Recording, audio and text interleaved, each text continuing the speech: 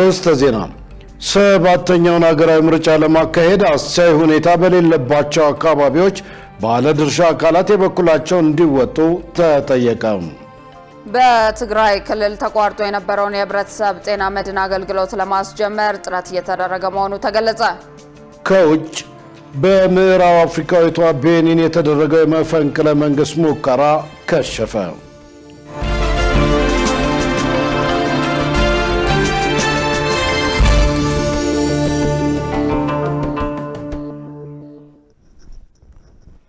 ጤና ይስጥልኝ ክቡራን ተመልካቾቻችን፣ ከኢሳት ነጻ የህዝብ ሚዲያ የሰዓቱ ዜና ተጀምሯል።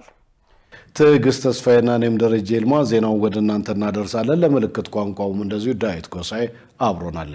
ወደ ቀዳሚው ዜና አልፋለሁ። ሰባተኛውን ሀገራዊ ምርጫ ለማካሄድ አስቻይ ሁኔታ በሌለባቸው አካባቢዎች ባለድርሻ አካላት የበኩላቸውን እንዲወጡ ተጠየቀ።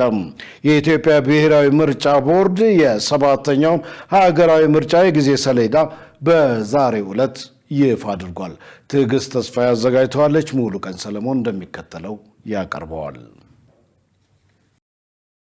የኢትዮጵያ ብሔራዊ ምርጫ ቦርድ ሰባተኛውን ሀገራዊ ምርጫ ዝግጅትና ጠቅላላ ምርጫ ጊዜ ሰሌዳ አስመልክቶ ለመገናኛ ብዙሃን መግለጫ ሰጥተዋል። የብሔራዊ ምርጫ ቦርድ ሰብሳቢ መላትወርቅ ኃይሉ በዚህ ወቅት እንደገለጹት የፖለቲካ ፓርቲዎች የሚጠየቁት የድጋፍ ፊርማ ታግዶ እንዲቆይ መደረጉን ተናግረዋል። የድጋፍ ፊርማን ጥያቄ በተመለከተ ፓርቲዎች በተለያየ መድረክ በነበረን ውይይት በጋራ ምክር ቤቱ እንደዚሁም ደግሞ ፓርቲዎች 5ም 6ም እየሆኑ ባቀረቡት ጥያቄ መነሻ የህዝብ ተወካዮች ምክር ቤት ባለፈው ሳምንት ይሄንን የድጋፍ ፊርማን በተመለከተ ለሰባተኛው ሀገራዊ ምርጫ ልክ ለስድስተኛው ሀገራዊ ምርጫ በኮቪድ ምክንያት ተግባራዊ ሳይደረግ ታግዶ እንደቆየ ለሰባተኛው ሀገራዊ ምርጫም ደግሞ የሚጠየቀው ፖለቲካ ፓርቲዎች የሚጠየቁትን የድጋፍ ፊርማ ታግዶ እንዲቆይ አድርጓል።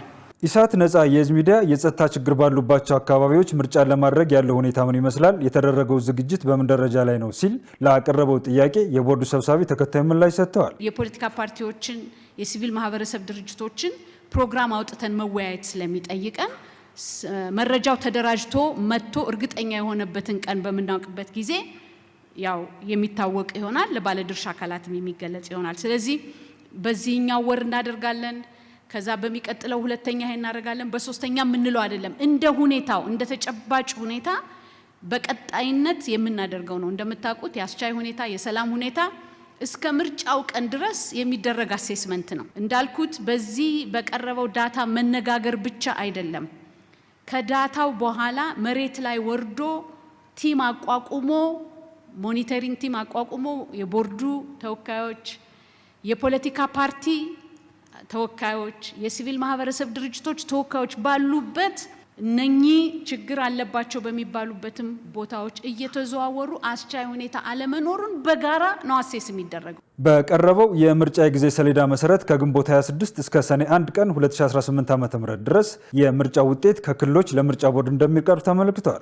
የቅሬታ ማቅረቢያ ጊዜን በተመለከተም ከግንቦት 24 እስከ ሰኔ 2 ቀን 2018 ዓ.ም መሆኑ ተገልጿል። ፍልስጤም እስራኤልን ጨምሮ ከጎረቤት ሀገራት ጋር በሰላም የመኖር ፍላጎት እንዳላት አስታወቀች። የፍልስጤም የውጭ ጉዳይ ሚኒስትር ዶክተር ቫርሰን አጋቢያንግ የዓለም አቀፉ ማህበረሰብ ለፍልስጤም ሕዝብ ያለውን አጋርነት እንዲገልጽ በአዲስ አበባ በተዘጋጀ መድረክ ላይ ሀገራቸው ከጎረቤት ሀገራት ጋር በሰላምና በጸጥታ የመኖር ፍላጎት እንዳላት አስታውቀዋል። መሳይ ገዛኸኝ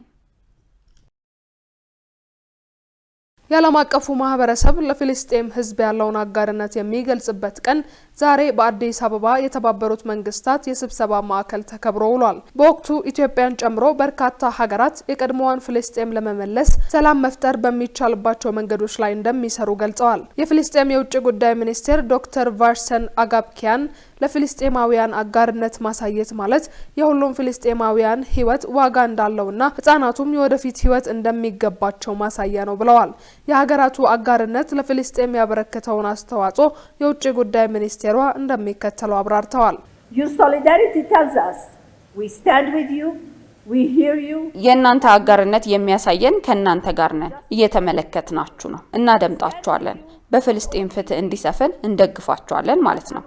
አጋርነታችሁን ስታሳዩን በሀዘናችን ብቻ ሳይሆን በማይቋረጥ ተስፋችን አንድ ቀን ዓለም ስለ ፍልስጤም መወረር ሳይሆን ነፃ ሉዓላዊና ራሷን ስለቻለችው ፍልስጤም እስኪናገር ነው። እንዲሁም አጋርነታችሁ እስራኤልን ጨምሮ ከጎረቤቶች ጋር በሰላምና በጸጥታ የምትኖር ፍልስጤም እንድትኖርና በዓለም አቀፍ ድምጻችን እንዲደመጥ አግዟል። የአፍሪካ ዩኒየንና አባል ሀገራት ለፍልስጤም ያላችሁን ድጋፍ እናደንቃለን።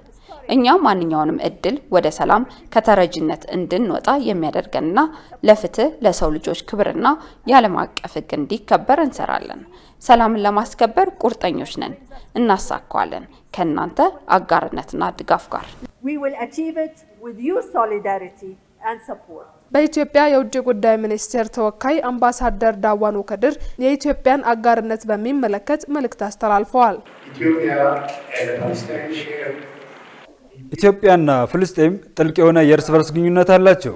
ኢትዮጵያ በፍልስጤም ቀጣይነት ያለው የሰላም ስምምነት እንዲፈጠር ትፈልጋለች። የዚህ ጦርነት ስምምነት በፖለቲካዊ መንገድ በሁለቱ ሀገራት ስምምነት እንዲፈታ ኢትዮጵያ የበኩሏን ድርሻ ትወጣለች። ኢትዮጵያ ይህ ጦርነት እንዲጠናቀቅ ለፍልስጤም የማያወላውል ድጋፍና በሁለቱ ሀገራት ሰላም እንዲሰፍን ጽኑ ፍላጎት አለ። የአፍሪካ ህብረት ኮሚሽን ሙሐመድ አሊ የሱፍ የዚህ ዓመት መታሰቢያ በጋዛ በተከሰተው ጦርነት ጥላ ስር የሚካሄድ ሲሆን ይህ ግጭት ከፍተኛ የሰዎች ስቃይና ሰፊ ውድመት ማስከተሉን ገልጸው የተከሰተው ጥልቅ የሰብአዊ ቀውስ ዘላቂ ፍትህና ሰላም በአስቸኳይ እንደሚያስፈልግ የሚያስታውስ ነው ብለዋል። Endured by millions of Palestinians. በሚሊዮን የሚቆጠሩ ፍልስጤማውያን የደረሰባቸውን ችግር ስንገመግም አጋርነት ተምሳሌታዊ ብቻ አለመሆኑን ያስታውሰናል። ይህ የሞራል ግዴታ ነው። ይህ ለዓለም አቀፉ ማህበረሰብ ቁርጠኝነቱን እጥፍ እንዲያሳድግ የሚጠይቅ የማንቂያ ደወል ነው። የፍልስጤም ህዝቦች የማይገረሰስ ነፃና ሉዓላዊ ሀገር የመሆን መብት እንዳላቸው በድጋሚ ለማረጋገጥ እንወዳለን። የአፍሪካ ህብረት ሰላም እንዲመጣና የሰብአዊ እርዳታ ማሳለጫዎች እንዲመቻቹ እንዲሁም የተጎዱ እንዲካሱ ለማድረግ የሚያደርገውን ሙግት አጠናክሮ ይቀጥላል። የአፍሪካ ህብረት ኮሚሽንም ተጠያቂነት እንዲሰፍንና ዓለም አቀፍ የሰብአዊ አገልግሎት ህጎች እንዲከበሩ ከዓለም አቀፍ አጋሮች ጋር ይሰራል። And respect for international humanitarian law. በመጨረሻም ፍልስጤም አጋርነታቸውን ላሳዩ ሀገራት እውቅናና ምስጋና አቅርባለች። በትግራይ ክልል ተቋርጦ የነበረውን የህብረተሰብ ጤና መድን አገልግሎት ለማስጀመር ጥረት እየተደረገ መሆኑ ተገለጸ። በሌላ በኩል በማህበረሰብ ጤና መድን አገልግሎት የሕክምና ወጪ ገደብ የሌለው መሆኑ ተመልክቷል። ሰላማዊት ሙሉጌታ። የኢትዮጵያ የህብረተሰብ ጤና መድን አገልግሎት በሀገሪቱ በአጠቃላይ ከ1900 በላይ በሚሆኑ ወረዳዎች ላይ አገልግሎት እንደሚሰጥ አስታውቋል። ይህ በእንዲህ እንዳለ በትግራይ ክልል በጸጥታ ችግር ምክንያት ተቋርጦ የነበረው የህብረተሰብ ጤና መድን አገልግሎት ተደራሽ ከማድረግ አኳያ ተግዳሮቶች የነበሩ መሆኑን የገለጹት የጽህፈት ቤት ኃላፊ አቶ ዳምጠው ጥላው ናቸው። ኃላፊው አክለውም በ2018 በጀት ዓመት በክልሉ የማህበረሰብ ጤና መድን አገልግሎት እንደገና ለማስጀመርና በአዲስ አበባ ውስጥ ካሉ ሆስፒታሎች ጋር ጥምረት በመፍጠር ለመስራት ጥረት እየተደረገ መሆኑን አስታውቀዋል። ከ2017 ዓ.ም ኦልሞስት አሁን ወደ 10 እስከ 15 የሚሆኑ ወረዳዎች አሁን ላውንች ለማድረግ አሁን በዝግጅት ላይ ናቸው። ስለዚህ አሁን በ2018 አሁን ትልቁ ስራ የምንሰራው አንድ ትግራይ ክልል፣ ሁለት ሶማሌ ብዙ ያልጀመሩ ወረዳዎች ስላሉ ሌሎች ጋር አንድ ሁለት እንደዚህ ካልሆነ በስተቀር ነገሮች ሁሉ ጥሩ ከሆኑ ከተመቻቹ በ2018 መጨረሻ ላይ የወረዳ ብዛታችን በጣም ይጨምራል። አንደኛ አሁን በተቻለ መጠን ማህበረሰቡን ከዛ ከነበረበት ችግር እንዲያገግም እዚህ አዲስ አበባ ያሉ በጣም በርካታ ሆስፒታሎች አሉ። እነኛ ሆስፒታሎች ትዊኒንግስ በመፍጠር ለምሳሌ መድኃኒት ሊሆን ይችላል፣ የሕክምና ቁሳቁሶች ሳይቀር ከዚህ የተሻለ ሆስፒታሎች እንዲደግፉ የማድረግ በመድኃኒትም በሕክምና ቁሳቁስም በተለያየ መንገድ ማለት ነው። ሁለተኛ ነገር ደግሞ አሁን በመንግስት በኩልም በፓርትነርም በሱም መድኃኒቶች እንዲቀርቡ ማለት ህዝቡ እንዲያገኝ እየተሰሩ ያሉ ነገሮች አሉ። በተጨማሪም የማህበረሰብ አቀፍ ጤና መድን አገልግሎት እንደ የስራ ላይ ደህንነትን ጨምሮ በሌላ ወገን ወጪያቸው የሚሸፈኑ አገልግሎቶች የማይሰጡ መሆኑን የገለጹት ኃላፊው እስካሁን ባለው ጊዜ ውስጥ ለሕክምና ወጪ የገንዘብ ገደብ የሌለው መሆኑን አመልክተዋል። ምናልባት ይሄ ኮስሞቲክስ የሆኑ ይሄ ዝም ብሎ ለእንትን ምንድነው ለቅንጦት የሚሆኑት ካልሆኑ በስተቀረ አብዛኛዎቹ ሌላው ለምሳሌ የስራ ላይ ደህንነት አንድ ሰው ቢሮ ውስጥ እየሰራ አንድ ተቋም ላይ ለምሳሌ የሆነ ፋብሪካ ላይ ሊሆን ይችላል እጁ ቢቆረጥ ይሄም ቢሆን ያ ድርጅት የማሳከም ግዴታ አለበት፣ ህግ ነው ይሄ። ስለዚህ እነኛ የተዘረዘሩት አብዛኛዎቹ ሶስተኛ ወገን ሽፋን አላቸው። አሁን ባለው ህግ ግን አሁን ባለው ነባራዊ ሁኔታ የውጭ ሀገር ለምሳሌ ሕክምና ልስጥ ብትል የሰበሰብካትን ገንዘብ ለአንድ ሰው ሁለት ሰው መስጠት ፍትሃዊም አይሆንም። የሎንግ ላስቲንግ የሆነ በሽታ ማለት ያው እንግዲህ እስከ መጨረሻው ድረስ የሚቆመው ሕክምናው ነው ሰውየው ሲሞት ወይም ሴትዮዋ ስትሞት ነው። ያን የተሰበሰበ ገንዘብ እዛ ላይ ኮስቲም ስለሆነ እዛ ላይ ማሳረፉ በራሱ ችግር ስለሆነ ከዛ ውጪ ገደብ የሚባል ነገር የለም። በጣም ብዙ ሺህ ብር እየተከፈላቸው የታከሙ ሰዎች አሉ። 100 ሺህ ብር የሚቆጠር ማለት ነው። ከዚህ ድረስ ከፍልልሃለሁ ከዚህ በላይ ከሆነ አንተ ትከፍላለህ የሚል ህግ የለንም። ግን ወደፊት ግን ያው የመግዛት አቅማችን በጣም እንትን እያለ ሲመጣ በጣም ምን ያነሰ ሲመጣ አንዳንድ ጊዜ በጣም ከፍተኛ የሆኑ ወጪዎችን ኮፔመንት ክፍያ ሊከፈል ይችላል። አንድ ሰው ወደ ጤና ጣቢያ በመሄድ ከታከመ በኋላ የታዘዘለት መድኃኒት በተቋሙ ያለው ወደ ውጭ ሄዶ እንዲገዛ በሚያደርጉ ተቋማት ላይ ኦዲት እንደሚደረግና በኦዲት ግኝቱ ከተረጋገጠም ክፍያ እስከ መከልከል የሚያደርስ እርምጃ እንደሚወሰድ ተመላክቷል። 20ኛው የኢትዮጵያ ብሔሮች ብሔረሰቦችና ሕዝቦች ቀን ዴሞክራሲያዊ መግባባት ለህብረ ብሔራዊ አንድነት በሚል መሪ ሀሳብ ጠቅላይ ሚኒስትር ዶክተር አብይ አህመድ በተገኙበት በማዕከላዊ ኢትዮጵያ ክልል ሆሳዕና ከተማ ተከብሯል። የኢፌዴሪ ሕገ መንግስት የጸደቀበትን ቀን በማሰብ በየዓመቱ ታኅሳስ 29 ቀን የብሔር ብሔረሰቦችና ሕዝቦች ቀን የመከበሩን ያህል ሕገ መንግስቱ በዜጎች ዘንድ ያለው ግንዛቤና ቅቡልነትስ ምን ያህል ነው? በጉዳዩ ላይ ትንታኔ ይዘናል። ደረጀ ይልማ አዘጋጅቶታል። ሸሪፍ ኢማም እንደሚከተለው ያቀርበዋል። የፌዴሬሽን ምክር ቤት ሚያዝያ 1 ቀን 1998 ዓ.ም ባካሄደው ሁለተኛ መደበኛ ስብሰባው ላይ ሕገ መንግስቱ የጸደቀበት ህዳር 29 የኢትዮጵያ ብሔሮች ብሔረሰቦችና ሕዝቦች ቀን ተብሎ በአገር አቀፍ ደረጃ እንዲከበር ወሰነ። የመጀመሪያ ብሔሮች ብሔረሰቦችና ሕዝቦች ቀን በ1999 ዓ.ም በፌዴሬሽን ምክር ቤት አዘጋጅነት በአዲስ አበባ የተከበረ ሲሆን መሪ ሐሳቡም ሕገ መንግስታዊ ቃል ኪዳን የአብሮነታችን መገለጫ ነው የሚል ነበር። በዓሉ ብሔሮች ብሔረሰቦችና ሕዝቦች በራሳቸውና በተወካዮቻቸው አማካይነት እርስ በርስ የሚተዋወቁበት፣ ልምዳቸውን የሚያካፍሉበት፣ አገራዊ ጉዳዮች ላይ የሚወያዩበት፣ የጋራ እምነቶቻቸውንና ተስፋቸውን የሚጋሩበት ቀን ነው የሚል እምነት አለ። እንዲህ እያለ እዚህ የደረሰው የብሔር ብሔረሰቦችና ሕዝቦች በዓል እነሆ 20ኛው ላይ ደርሶ የብሔር ብሔረሰቦችና ሕዝቦች ቀን ክብረ በዓል በትላንትናው ዕለት በማዕከላዊ ኢትዮጵያ ክልል ሆሳዕና ከተማ የተካሄደ ሲሆን በሺዎች የሚቆጠሩ ተሳታፊዎች ለክብረ በዓሉ የመዝጊያ ስነ ስርዓት በአብዬ እርሳሞ መታሰቢያ ስቴዲየም ተሰባስበው ውለዋል። እርግጥ ነው የዘንድሮ ክብረ በዓል ከህዳር 25 ቀን 2018 ዓ.ም ጀምሮ በተለያዩ መሪ ቃላት ስር በርካታ የባህልና የፖለቲካ ዝግጅቶችን ሲያሳይ ቆይቷል። ይሁንና ክብረ በዓሉ ዲሞክራሲያዊ መግባባት ለህብረ ብሔራዊ አንድነት በሚል ቃል ነው የተጠናቀቀው። የፌዴሪ ፕሬዝዳንት ታዬ አጽቀሥላሴ ለብሔር ብሔረሰቦችና ሕዝቦች ቀን እንኳን አደረሳችሁ መልእክት አስተላልፈዋል። ፕሬዚደንቱ በኤክስ ገጻቸው ባጋሩት መልእክት ዲሞክራሲያዊ መግባባት ለህብረ ብሔራዊ አንድነት በሚል መሪ ሐሳብ ለ20ኛ ጊዜ ለሚከበረው የኢትዮጵያ ብሔር ብሔረሰቦችና ሕዝቦች ቀን እንኳን አደረሳቸው ብለዋል። ህብረ ብሔራዊ አንድነታችንን በፍትህና በእኩልነት መሰረቶች ላይ በማዋቀር የለማች የተከበረችና የታፈረች ኢትዮጵያን እናጽና ሲሉም ጥሪ አቅርበዋል። ሆሳዕና ከተማ ተገኝተው በዓሉን የታደሙት ጠቅላይ ሚኒስትር አብይ አህመድ በ20ኛው የብሔር ብሔረሰቦችና ሕዝቦች ቀን ላይ ባስተላለፉት መልእክት ማንኛውም ፈተና፣ ትንኮሳና ክፉ ሐሳብ ኢትዮጵያን ከብልጽግና ማቆም አይችልም ብለዋል። ጠቅላይ ሚኒስትሩ የኢትዮጵያን ጠላቶች አንድ ባንድ እናራግፋለን ያሉት ከአባቶቻችን በደም የወረስነውን ነጻነት በብልጽግና ማጽናት ከዚህ ትውልድ እንደሚጠበቅ ጠቅሰው ኢትዮጵያ በሁሉም መመዘኛ ከጨለማ ወደ ንጋት እየተሸጋገረች መሆኑን ገልጸዋል። ኢትዮጵያ በብዙ ተስፋ የተመላች ሀገር መሆኗን ጠቅሰው አስደናቂ ጅማሮና ውጤት እያሳየች መሆኑንም ገልጸዋል። የፌዴሬሽን ምክር ቤት አፈ ጉባኤ ያገኘው ተሻገር በበኩላቸው የኢትዮጵያ ብሔር ብሔረሰቦችና ሕዝቦች በዓል እውነተኛ የፌዴራል ስርዓት በመገንባት ሂደት አዲስ የታሪክ ጥፋት ላይ መሆናችንን የምናስገነዝብበት ነው ብለዋል። እሺ ይሁን የተባለ ሁሉ እውነትነቱ የሚያወላዳ ቢሆንም እንኳን ገና ከጅምሩ ሕገ መንግስቱ የጸደቀበትን ቀን ቀርቶ የፌዴራል ስርዓቱ የተዋቀረበት ሕገ መንግስት ራሱ በቋንቋና ብሔር ላይ የተመሰረተና ዜጎችን በእኩልነት የማያስተናግድ ነው ሲሉ ለሚሞግቱ ወገኖች እስካሁንም ጥያቄ ሆኖ መቀጠሉ በመላው ሕዝብ ያለው ቅቡልነት ጥያቄ ውስጥ እንዲቆይ ሆኗል። ወዲህ ደግሞ በኢትዮጵያ ሕገ መንግስትን ጠንቅቆ የመረዳት ችግር ከማህበረሰቡ ባለፈ በከፍተኛ የመንግስት አመራሮች ላይ እንደሚስተዋል የህግ ባለሙያዎች ይናገራሉ። ሕገ መንግስት የዜጎችን መብትና የመንግስትን የስልጣን ገደብ የሚያስቀምጥ የህጎች ሁሉ የበላይ ህግ ሲሆን በመንግስትና በዜጎቹ መካከል የተደረገ ቃል ኪዳንም ነው። የዘርፉ ምሁራን እንደሚሉት በአገሪቷ በሕገ መንግስት ዙሪያ የሚታይ የግንዛቤ ችግር በአፋጣኝ ካልተፈታ የሚወጡ ህጎችና ደንቦች እንዳይከበሩ በር ይከፍታል። የህግ ምሁሩ ዶክተር ሲሳይ መንግስቴ እንደሚሉት ህብረተሰቡ የገዥ ፓርቲ አመራሮችና የተፎካካሪ ፓርቲዎች ህገ መንግስታዊ ግንዛቤያቸው በጣም ደካማ ሲሆን አንዳንድ ጊዜም የተሳሳተ ሆኖ የምናገኝበት ሁኔታ አለ። በሕገ መንግስት ውስጥ ያሉ መሰረታዊ መብቶችና ነፃነቶች በአግባቡ አለመረዳትም ህጎችና አዋጆች እንዲሸራረፉና እንዲጣሱ ከማድረጉም ባለፈ ህዝቡን በሕገ መንግስት ላይ እምነት እንዳይኖረው አድርጓል።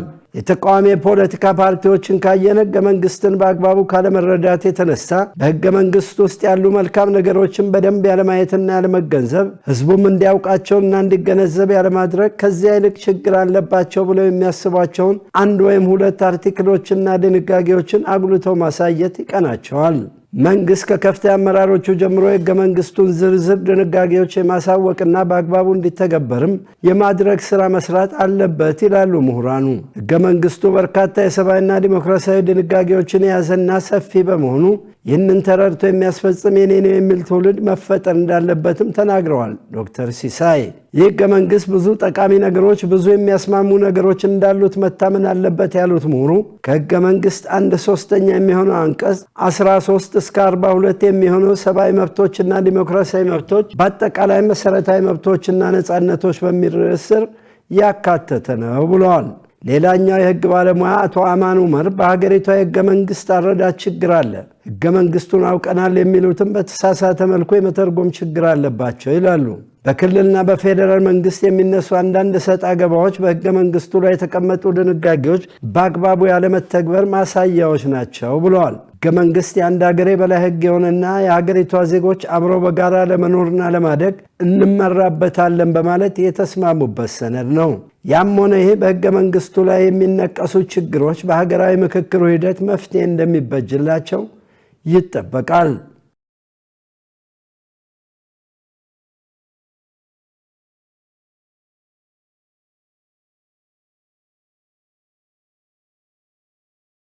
ክቡራን ተመልካቾቻችን ከኢሳት ነጻ የህዝብ ሚዲያ ዜናዎቻችን አሁንም እንደቀጠሉ ናቸው። በቀጣይነት የቢዝነስና ኢኮኖሚ መረጃዎችን ወደ እናንተ እናደርሳለን። ባልደረባችን ገነት ዘዘው እየጠበቀችን ነው።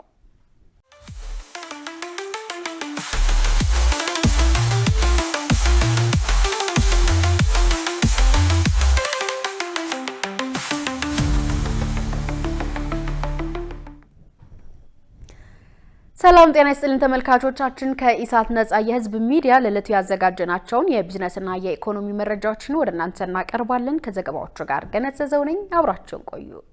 በተያዘው ዓመት 18.5 ትሪሊዮን ብር ዲጂታል የገንዘብ ዝውውር እንደሚከናወን ተገለጸ። በአሁኑ ወቅት በኢትዮጵያ የዲጂታል ምህዳር በየዓመቱ 18.5 ትሪሊዮን ብር የዲጂታል የገንዘብ ዝውውር እየተከናወነ መሆኑን ምክትል ጠቅላይ ሚኒስትር ተመስገን ጥሩነህ ገልጸዋል። ምክትል ጠቅላይ ሚኒስትሩ ሁለተኛው የኢትዮጵያ የዲጂታል ክፍያ ኮንፈረንስ ላይ እንደተናገሩት ባለፉት ዓመታት በኢትዮጵያ የተገነባው የዲጂታል ኢኮኖሚ መሰረተ ልማት በቀጣይ ለሚሰራው የዘርፉ ሽግግር አጋዥና ተደማሪ አቅም ነው። ከዲጂታል ኢኮኖሚ ግንባታ መካከልም በፋይዳ መታወቂያ የተሰራው ስራ የተለያዩ ተቋማትን በማቀናጀት እየተገነባ ለሚገኘው ኢኮኖሚ ለዜጎች ተሳትፎ በር ሆኖ እያገለገለ ይገኛል ብለዋል። በመሶብ የአንድ ማዕከል አገልግሎት እየተሰጠ ያለው የተቀናጀ አገልግሎት የዲጂታል ሽግግሩ ማሳያ መሆኑን ገልጸው ለተቀላጠፈና ለዘመናዊ አገልግሎት ማሳያ መሆኑንም አንስተዋል። በኮንፈረንሱ ከፈረንጆች 2026 እስከ 2030 ለ5 ዓመታት የሚተገበር የብሔራዊ ዲጂታል ክፍያ ስትራቴጂ ይፋ ተደርጓል። የሰሊጥ ምርት በህገ ወጥ መንገድ ከሀገር እንዳይወጣ ቁጥጥር እየተደረገ ነው ተባለ። በተያያዘም በበጀት ዓመቱ ለገበያ ይቀርባል ተብሎ ከታቀደው 720 ሺህ ኩንታል ሰሊጥ ውስጥ እስካሁን 200 ሺህ ኩንታል ለገበያ መቅረቡን የምዕራብ ጎንደር ዞን ንግድና ገበያ ልማት ቢሮ አስታውቋል። የዚህን ዜና ዝርዝር እንደሚከተለው ይቀርባል።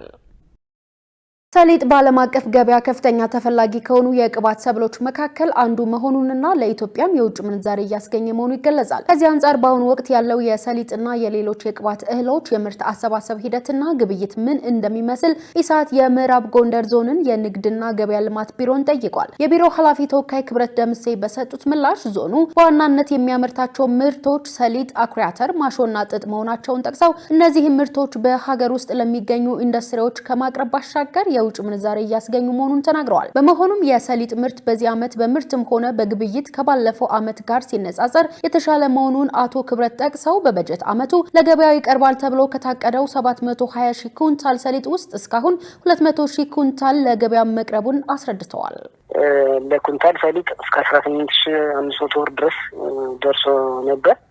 እንዲሁም ደግሞ አኩሪ አተር እስከ 7000 ብር ድረስ የደረሰበት ሁኔታ አለና ዋጋ ደረጃ የተሻለ ነበር። በዚህ ዓመት የሰሊጥን ብቻ ወስደን ብናይ ከ720 ሺህ በላይ ኩንታል ነው ለገበያ ይቀርባል፣ ግብይት ይፈጸምበታል ብለን አቅደን እየሰራን ያለ በሀገር ውስጥ አምራች ኩባንያዎች ግብአት የሚሆን እንዲሁም ወደ ውጭ ኤክስፖርት የሚሆን ሁሉንም አጠቃሎ 720 ሺህ ኩንታል በላይ ነው የምንጠብቀው። ገና እየጀመረ ስለሆነ ካሁን 200 ሺህ የተቃረበ ምርት ነው ብቻ ወደ ገበያ ቀርቦ ግብይት የተካሄደበት። አኩሪ አተርም እንደዚሁ ከ400 ሺህ በላይ ኩንታል እንጠብቃለን። ለገበያ ይቀርባል ብለን አቅደን ግብይት ይፈጸምበታል ብለን እየጠበቅን ያለ ነው። እስካሁን ከ120 ሺህ ኩንታል በላይ አኩሪ አተር ግብይት ተካሂዷል ማለት ነው። ይህ በእንዲህ እንዳለ ባለፈው ዓመት የሰሊጥ ምርት በህገወጥ መንገድ ወደ ሱዳን ይወጣ እንደነበር አስታውሰው አሁን ላይ በሚደረገው ጥብቅ የቁጥጥር ስራ ችግሩን መፈታቱን ገልጸዋል። ባለፈው ዓመት የተከሰተበት ሁኔታ ነበር። የሰሊጥ ምርት በህገወጥ መንገድ ወደ ሱዳን የመውጣት ሁኔታ ተፈጥሮ ነበረ። ለዚህ ደግሞ ተጋላጭ ያደረገው ዋነኛው ምክንያት አጠቃላይ በአካባቢ የነበረው የጸጥታ ችግር ለቁጥጥርና ለክትትል የራሱ እንቅፋት ሆኖ ስለነበረ እሱ ነው አንዱም ዋና ተጋላጭ ያደረገው እና ሌሎች ምክንያቶችም አሉ። ግብይቱ መልክ እንዲይዝ አጠቃላይ ግብይት አሰራሩን ብቻ ተከትሎ እንዲሄድ ከህገወጥና ከኮንትሮባንድም እንደዚሁ ነፃ እንዲሆን በጣም ብዙ ስራ ስለተሰራ በዚህ ዓመት የሰሊጥ የምንበለው የአኩሪ አተር የምንበለው ምርት ወደ ውጭ የወጣበት ሁኔታ አንድም ነገር የለም። በክልሉ ያለው የጸጥታ ችግር በዘርፉ ተጽዕኖ ቢያሳድርም የዘንድሮ የሰሊጥ ምርት በመጠንም ሆነ በግብይት የተሻለ መሆኑን አቶ ክብረት ተናግረዋል። የተከበራችሁ ተመልካቾቻችን አሁን ደግሞ የዕለቱን የውጭ ምንዛሬ ዋጋና የብሔራዊ ባንክ የወርቅ ግብይት መረጃ ተከታትለን መለስ።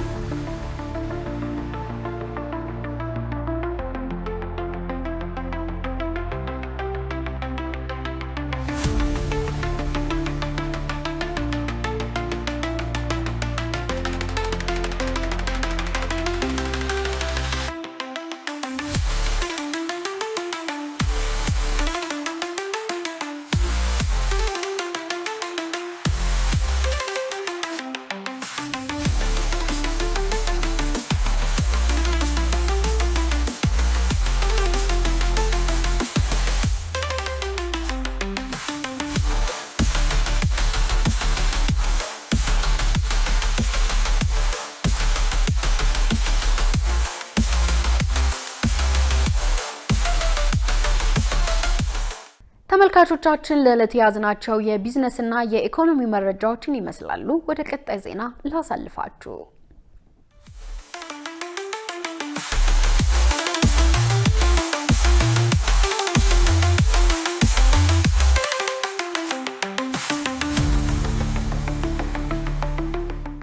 ውድ ተመልካቾች ከኢሳት ነጻ ህዝብ ሚዲያ የሰዓቱ ዜና ወደ እናንተ መድረሱ እንደቀጠለ ነው። አሁን ደግሞ ወደ ውጭ ዘገባዎች እናልፋለን።